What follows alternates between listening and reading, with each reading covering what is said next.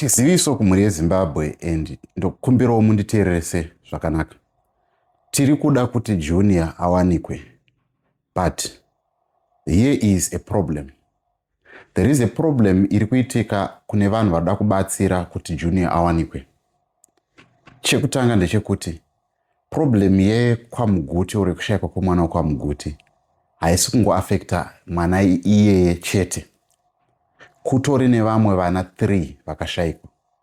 Saka kuwanikwa kwemwana uyu oro kubudiswa kwemwana uyu kuri kutoda kuti kwane munhu anouya kunzvimbo yekuVenice ozofesana whatever spirits dziri kuVenice dziri kuda kuti dzirelease mwana weKwaMuguti. So what this means is matare ari kuda kuti Junior adzoke ari kutoda munhu anouya kuVenice, not munhu anoti huyai kwandiri. So ndiri kukumbira kune vese vari kupa masuggestions whether asekuru Mukotsanjera or whoever sekuru they know kuti they are good. Please direct those complaints kune family yeKwaMuguti uyezve nekuna headman Gonye.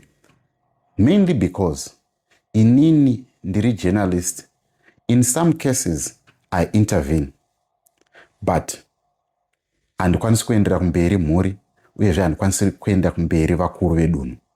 Vakuru vedunhu ndo vane madecisions nemhuri yakashayikirwa nemwana ndo vane madecisions. So I can't impose munhu kwavari. So issue iripo ndeyekuti vanhu vazhinji muri kutaura no chichichi pamotogumisira makutondituka kuti dedzai nhingi apedze basa, endai kwamira kopo apedze basa. Kwamira kopo kunoda $500 kuti muwane one-on-one. Kwamira kopo kunoda kuti munhu aende kuEL. This issue is inyaya dzechivanhu, vanhu vanoziva chivanhu dziri kuitika uku. Hadzisi nyaya dzekuti dzinoda muprofita kuti aenda anogadzisa. Dziri nyaya dzinopedzwa nezvinhu zvechivanhu. So vanhu vechivanhu ndo vari kudiwa kuVenice. Wonzi huyai wosvika woti right, gomo rakashayikirwa mwana uyu nderiri, uyezve kwakashayikwa vamwe vanhu vanokwana kuita 4 variko. Toita sei kuti vanhu variko kuvawane closure? Ndo zvikudiwa. Hapasi kudiwa munhu anoti endai kuna nhingi anozvigona akambozviita kwakati, endai kuna nhingi akambozviita kwakati. The issue iripo ndeyekuti mhuri yeKwaMuguti, I was speaking to baba vemwana nezuro. Vakanditi Mr. Mtero, I have a problem. Vanhu vari kunditi enda kuna nhingi, enda kuna nhingi, enda kuna nhingi. Ndaenda kune vanhu vanodarika 50. Ndadyirwa mari yangu inodarika iyo somewhere around 5,000. Nema cost nema expense ekufamba ndichidini. But in all that, handina result yemwana. Handichakwanisi kushanda, mukoma wangu hachakwanisi kushanda, nenyaya yekuti ari kutevera nyaya idzi. So now vanhu vazhinji vari kuti enda kwakati kunodewa mari. Enda kwakati izvezvi nditaura navo pandakavaona. Pane munhu akauya achiti anozvigona, vakatosiya basa ravo kwakuuya. Vasiya basa ravo ndori kuchengeta mhuri yavo. Mhuri yavo vane mhuri after mai vevana vashayika, vane mudzimai wavo vakaroora because vakasiyana namai vevana vasati mai vemwana weJunior vasati vashayika. So now mhuri iye inoda kuchengetwa, inoda kufidwa,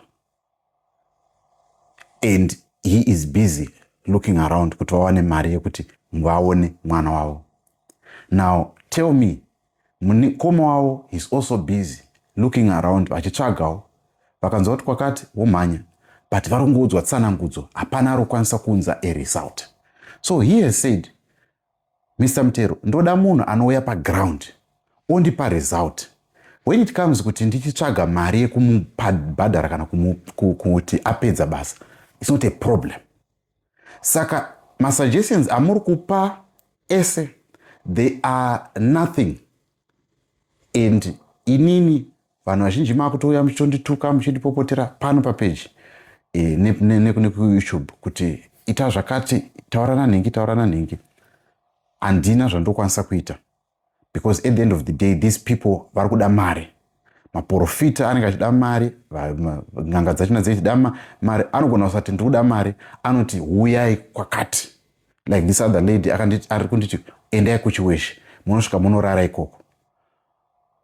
You are talking to a family yaenda yakanoudzwa tsanangudzo hasi kubatsira nawo. Chiri kudiwa iresult yekuti uyu mwana arapwa. In 2022 Zimbabwe vanhu vakashayiwa Livingstone Sunwa, but kwakaita munhu akaenda akanoratidza vanhu pane mabhonzo aLivingstone Sunwa, pakaitwa positive DNA test, vanhu vakaona mabhonzo. That is what these people want. Havasi kuda vanhu vanopa vanhu tsanangudzo.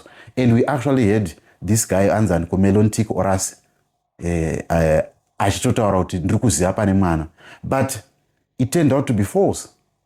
Saka hatisi kuda vanhu vari kupa tsanangudzo, tiri kuda vanhu vanouya paground voti uyu mwana uyu arapa, whether mabhonzo or mupenyu, obuda vanhu vomuona. Anditika vabereki osangane mwana, ndo munhu ari kudiwa. Hakusidiwa munhu ari kuti ndine dare randogona kukubatirai. Kudiwa munhu anoti ndasvika paground, mwana uyu arapa, vabereki sanganai nemwana wenyu. Ndo munhu ari kudiwa. Zvemunhu anopa tsanangudzo nekudini. No. So please don't come to my inbox muchindipa ma-suggestions. I am tired of those suggestions because they are not helping anything. Baba vemwana vari kuti I'm also tired of those. Ndiri kuda munhu anouya.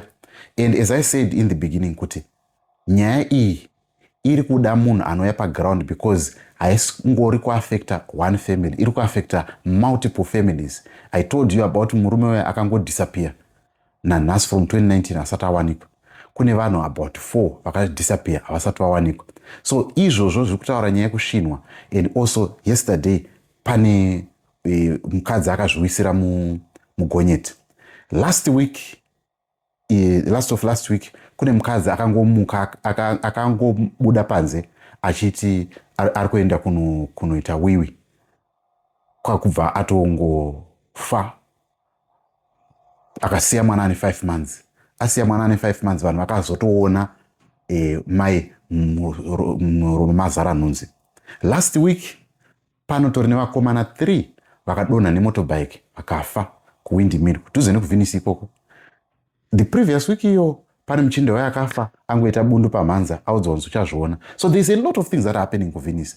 Zviri kuda imimi munotaura, munobuda pasocial media muchiti tinozvigona, tine vana magona zvese, tine vana gona varoi, tine vanani. Uyai kuno kuVenice ndokune basa renyu. Ndokwamuri kufanira kuitira mbiri ikoko, ndokwamuri kufanira kuzikamwa nenyika yese kuti maita basa iri mukaripedza. Ndo zvatiri kuda. Saka tiri kukukumbirai, or I'm challenging n'anga dzese dzemuZimbabwe kuti n'anga dzemuZimbabwe uyai kuVenice. Vana sekuru vemuZimbabwe uyai kuVenice, ndokune basa renyu. Uyai mubatsire mhuri, not one mhuri, muri kubatsira mhuri dzakawanda, because kune vanhu vakashaya vanhu vavo, ende kune zvikaranga zvinoda kuitwa ikoko. That's where you come in. So don't flood my inbox muchinditi ninganogona ngawe paground. Kana chizvigona, come kuVenice. That's what I can say. Saka I thought I needed to say this because a lot of people vanenge vachia dai mataura nababa vemwana vaenda kwakati, dai mataura nababa vemwana vaita tsanangudzo asi kubatsira. Ndo zvarotaura kuti ini tsanangudzo hachandibatsiri, ndiri kuda mwana. That's what I want. Zvekuti pane process inozoda kuitwa nechichi, I am ready to do that ndiri panzvimbo yekuti ndowana mwana, kwete kuti ndinoita process because kuri kunzi kwakashayishwa uri kuri kwaitwa ushereketwa kuVenice, hakusi kuMount Darwin. kuVenice ndokuri kudiwa kuti mwana anga achibudikira. Saka guys, I hope you understand. Please share this message with anyone so that tibatsirane kuitira kuti vanhu vasaramba vachinditi mabuditsa mwana here. Indiri journalist chete, handina tsvimbo dzinobuditsa mwana, handina chiprofita chinobuditsa mwana. Changu kuita spread the word or give out information yandinenda wana, ndoipakura zvakadaro. I don't alter anything, ndongobuditsa zvakadaro, and that's it. That's my job. Kana pane pamwe pandogona kuintervene ndopa vanhu advice, I can give people advice, but what I cannot do is to force the family or force vane sadunhu kuti vaaccepte munhu wenyu wamuri kundipa inini because muri kuti anogona. Saka that is what I want to tell you. Thank you so much for watching. Ndokumbiro mushare video nevanhu vese. Tichaisa paWhatsApp channel so that everyone azive kuti hapana chimwe chatiri kuda nawo kunze kwekunzwa kuti mwana abuda. Mwana yeye kana abuda nyika yese yoziva anenge amubuditsa obva aita umbiri, vanhu vomuziva. Munzvimbo imomo kune vanhu vakawanda vari kuda maproblems avo kuti agadzirwe nenyaya dzekuita ushereketwa huri kuitwa ikoko, nenyaya yekuti kune zvitwa zvegoridhe. Saka that's what that we want. Result yemwana, mwana achinzi avapa, kana kuti chikaranga chida kuitwa, kana vada kuita zvemanjuzu voomberera, kana kuita sei, whatever you do, uyai muzozviitira kuVenice, musazviitire kumusha kwenyu kana kuti kumatare enyu. Ngazviuye zviitwe kuVenice. Ndatenda.